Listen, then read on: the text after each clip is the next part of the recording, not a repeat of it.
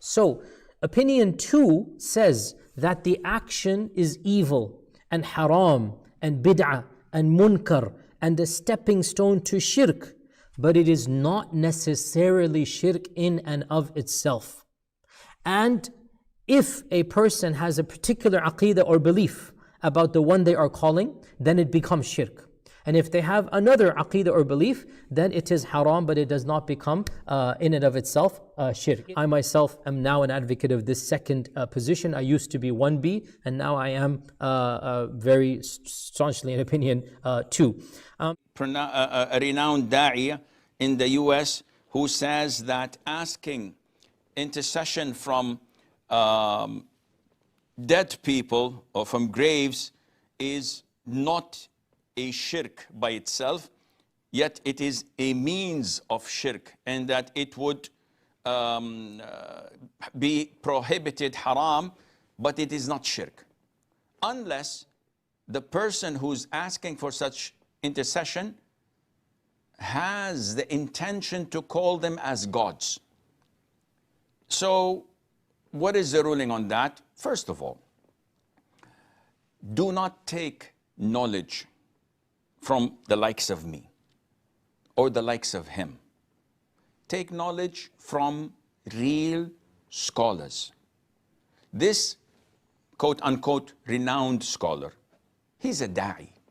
He does not qualify to be a scholar. He's a student of knowledge. So there are so many of us. We are fortunate to be famous because Allah has blessed us with this gift. I'm telling you this, when you want to take knowledge, proper knowledge, especially when it comes to aqeedah, don't go to Tom, Dick, and Harry. Don't go to people who keep on switching in the... So those who adopt for most of their life a particular opinion, then they change to a second opinion. Well, give them some time and they will change to a third opinion. Are these people worthy of being followed in matters of aqeedah? Definitely not. Now, Mehwish says that it's permissible. I doubt he says it's permissible. I would suggest or presume that he said it is not shirk, but it is prohibited. Because if he says that it is permissible, then he would have gone to the dark side, which is the super Sufis who believe and worship truly the graved people. But he thinks that it's a sinful thing, but it's not shirk. And why would someone say that? Nowadays, we are in an era where people compromise their religion. So in order to gather as many people around us and to gather as many followers, being a tolerant person, advocating of tolerance, being okay with all strands of the society, they compromise their own religion. So they try to walk a very thin line. And they say we cannot label people as mushrik because there's so many of them. Well, Allah Azza wa Jalla labeled them in the Quran when He said, وَمَا يُؤْمِنُ أَكْثَرُهُمْ بِاللَّهِ إِلَّا وَهُمْ مُشْرِكُونَ. The vast majority of them, of the people, the inhabitants of earth, would not believe in Allah except while committing shirk. What is their belief in Allah Azza wa Jal? It's the same belief of the pagans and the idol worshippers. Are you serious? Yeah. The pagans and the idol worshippers used to believe that Allah is the provider, that Allah is the giver of life and death, that Allah is the creator, that Allah is the facilitator of their affairs. It's all over the Quran. If you read the Quran, don't look to scholar so-and-so differed with scholar so-and-so. Go to the sources. The Quran says to us in black and white that pagans and idol worshippers believed in Allah Azza wa Jal. This is their belief, but associated others with Him through invoking them. And nowhere in the Quran, if you read it from cover to cover, that you will find a distinction or segregation between when you make dua to someone who's dead thinking that he's capable or not capable of your intention. Dua is dua. Allah says in many places that they invoke others than Allah. He did not call them gods in these ayahs. Allah says clearly that they invoke other than Allah and they don't have any benefit for them or can protect them from any evil. And on the day of judgment, they will distance themselves from their shirk.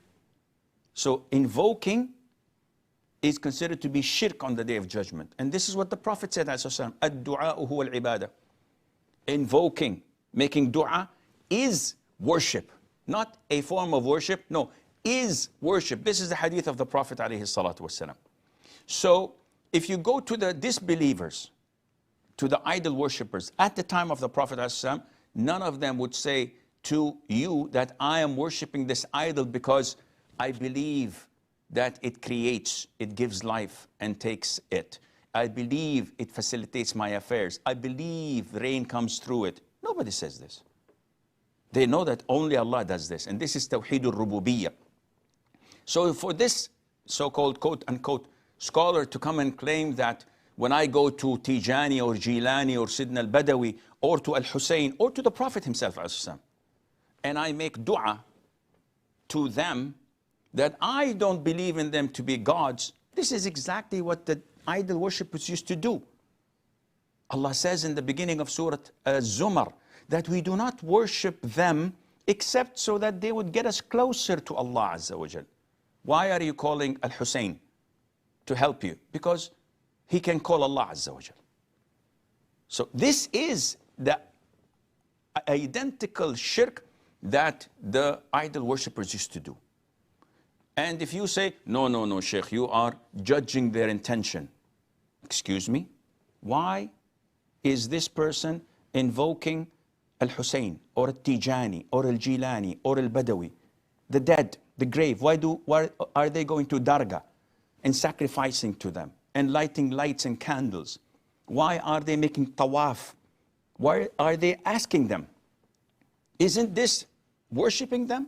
Or do they have to prostrate so that you can say, oh, no, this is worshipping? This is why I say, do not, and I repeat, do not take knowledge from such people. These people who keep on changing their colors according to the highest bidder. So if they're in America, they say what the Americans want to say, to hear. If they go to Europe, if they go to Africa, they will be the same thing. Whatever draws followers and likes and gives them fame. So their intention is with Allah. But you as a Muslim, you should depend on the Quran. And you should ask trusted scholars of Aqeedah if you want to be saved on the day of judgment, and Allah Azza wa Jalla knows best.